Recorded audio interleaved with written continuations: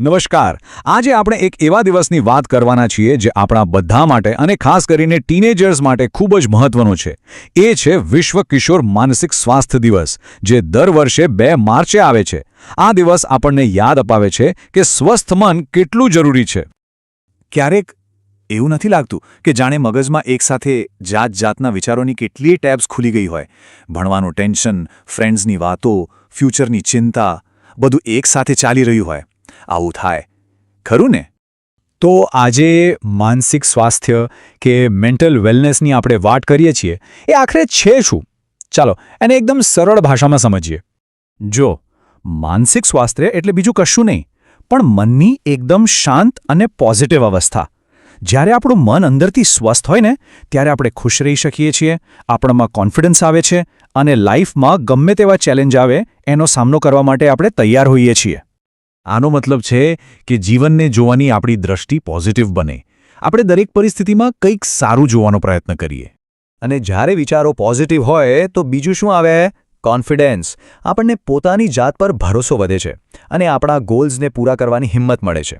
અને આ બધાનો પાયો શું છે? શાંત મન. એક એવું મન જે આપણને બિનજરૂરી વિચારોથી દૂર રાખે અને ફોકસ કરવામાં મદદ કરે.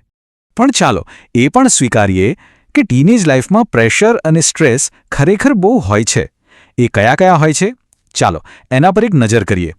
જુઓ, એ પછી પરીક્ષાનો સ્ટ્રેસ હોય, ભણતરનું પ્રેશર હોય, મોબાઈલ અને સોશિયલ મીડિયાનો વધુ પડતો ઉપયોગ હોય કે પછી ફ્રેન્ડશિપમાં થતી નાની મોટી તકલીફો હોય, આ બધી જ બાબતો આપણા મન પર અસર કરી શકે છે. તો સવાલ એ થાય કે આ બધાની વચ્ચે આપણે પોતાના મનને સ્વસ્થ કેવી રીતે રાખી શકીએ? ચિંતા ન કરો, એનો ઉપાય પણ છે.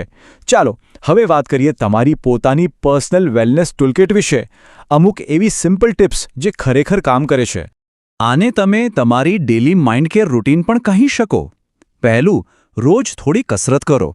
બીજું, રાત્રે પૂરતી ઊંઘ લો. ત્રીજું, તમારા મિત્રો કે ફેમિલી સાથે મનની વાત શેર કરો.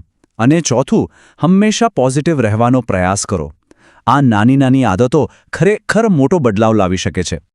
અને હા, એક બીજી બહુ જ મજાની વાત, સ્પોર્ટ્સ અથવા તમારી મનપસંદ ક્રિએટિવ એક્ટિવિટીઝ જેમ કે ડ્રોઈંગ, સંગીત કે ડાન્સ, એના માટે પણ સમય કાઢો. એનાથી સ્ટ્રેસ ઓછો થાય છે અને મનને ફ્રેશ ફીલ થાય છે. તો આ બધી વાતોનો સાર શું છે? સૌથી અગત્યનો મેસેજ કયો છે જે આપણે સાથે લઈ જવાનો છે? એક વાત જે આપણે બધાએ આપણા મનમાં બરાબર બેસાડી દેવાની છે: જે રીતે આપણે શરીરને તંદુરસ્ત રાખવા માટે કાળજી લઈએ છીએ, એટલી જ કાળજી અને મહત્વ આપણા માનસિક સ્વાસ્થ્યને પણ આપવું જરૂરી છે.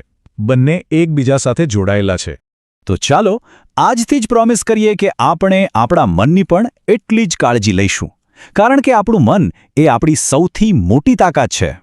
કારણ કે જ્યારે મન સ્વસ્થ હશે ત્યારે જ જીવન ખરેખર સુખી અને સફળ બનશે. તો સૌને વિશ્વ કિશોર માનસિક સ્વાસ્થ્ય દિવસની ખૂબ ખૂબ શુભેચ્છાઓ.